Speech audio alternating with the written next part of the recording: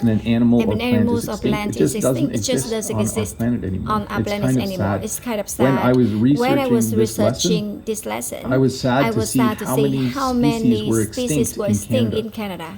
It was a lot. It was a lot. I think it's a few hundred species, like species. 200 or 300. Don't quote me on that. Again, I'm not a scientist, but we have an enormous effect on the environment, and sometimes it has serious effects where animals go extinct. The other thing, climate change and global warming and being destructive in the world in terms of the environment does is it creates natural disasters. So there's more drought, there's more flooding, there's more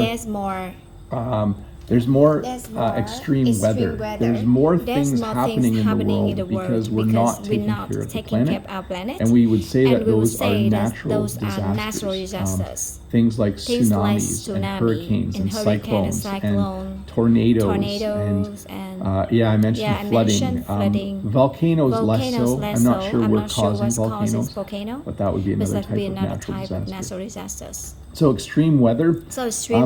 Extreme weather would mean if you normally get a storm that's really bad, but now you're starting to get storms that are even worse. We would call that extreme weather. If you have high winds of 80 to 90 kilometers an hour, and maybe when you have a storm, now the winds are 100 to 110 kilometers an hour, that would be extreme weather. We are definitely experiencing extreme weather here in Canada. We had more summer days over 30 degrees Celsius last year than we have had in many decades. So extreme heat can also be extreme weather.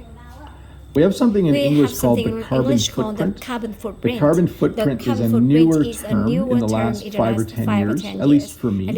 And it basically is how much effect you personally are having on the environment. So for me to live for a year requires a certain amount of gas, a certain amount of food, a certain amount of clothing. All of those things create greenhouse gases when they're being manufactured or consumed.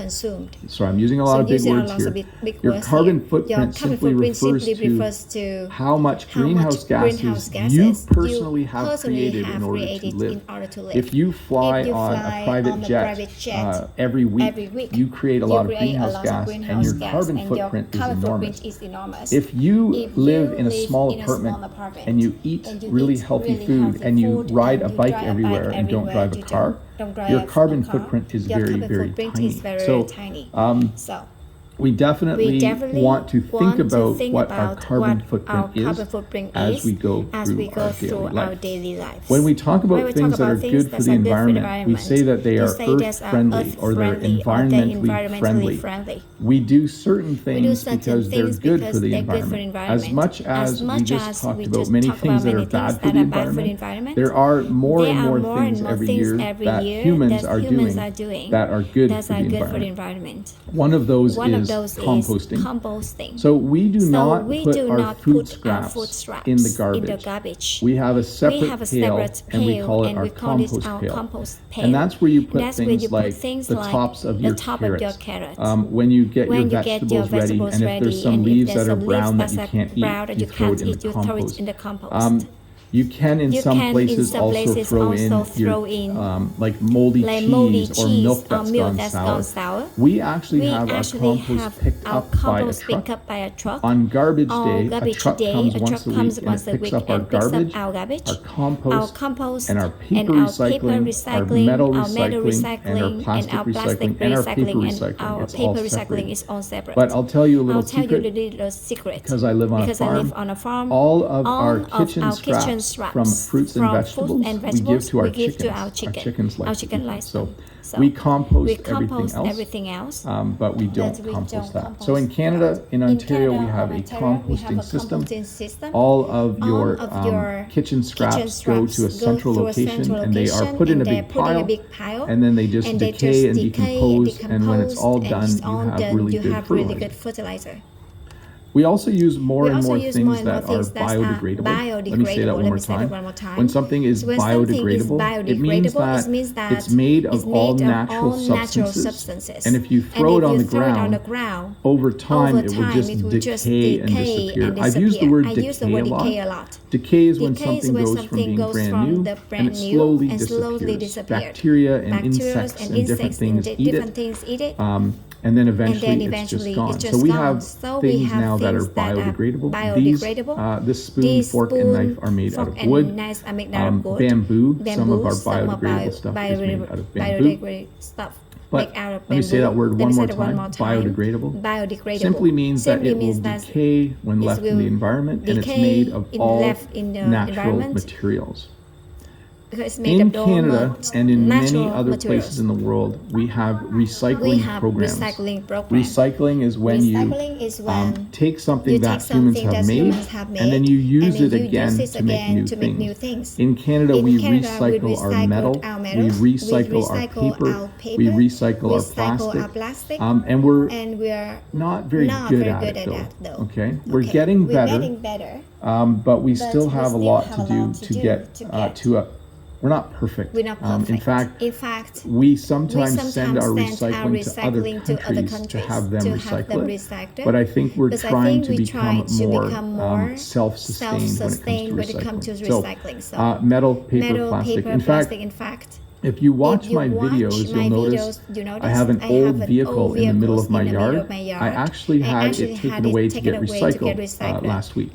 So it was no longer drivable, but they will recycle the vehicle. They will take off the tires, they will take all the metal, they will basically take the car apart and recycle all of the reusable things in it. But recycling, I think, around the world, we can all continue working on getting better at it, including my country. We need to get a little bit better at it.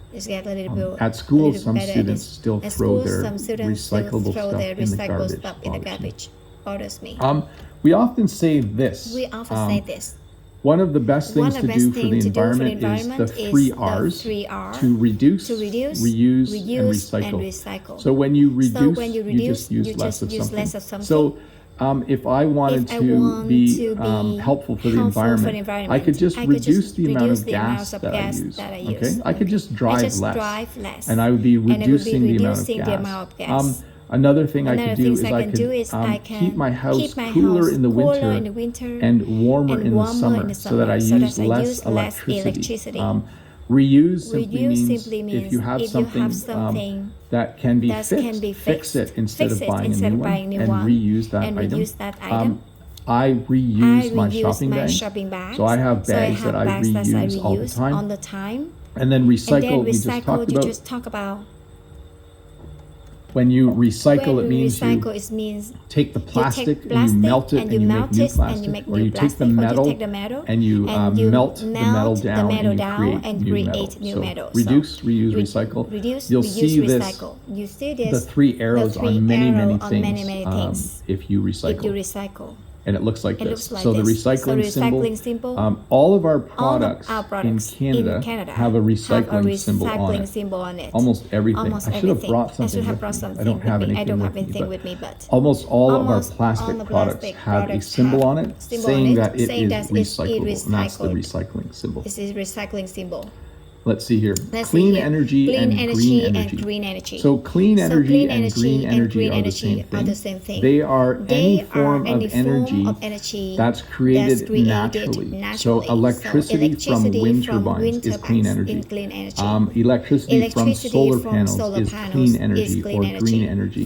So it's kind of the opposite of fossil fuels. Okay, so clean energy and green energy are things definitely, like they built a lot of wind turbines around me to generate clean energy or green energy. So notice I'm using energy and electricity interchangeably. We sometimes do that. We'll say energy. Oh, it's to generate energy. We mean electricity. There's also renewable energy, which is the same. So anything like wind, or sometimes we build a dam so that we can generate hydroelectric power.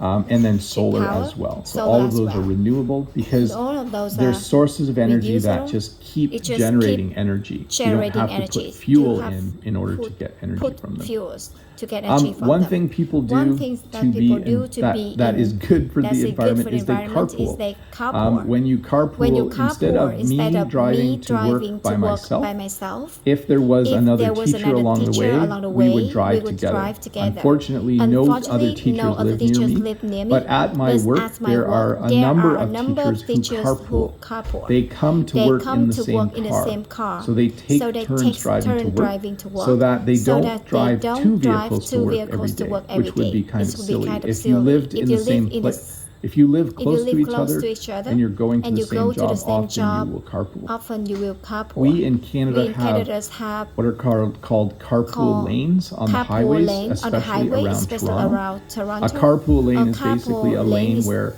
if there is more than one person in the car, you can drive in the lane where there's no traffic. There's a huge advantage to driving in the carpool lane. We also call it the HOV lane. If you're in Canada and you're wondering what HOV means, it's high occupancy vehicle.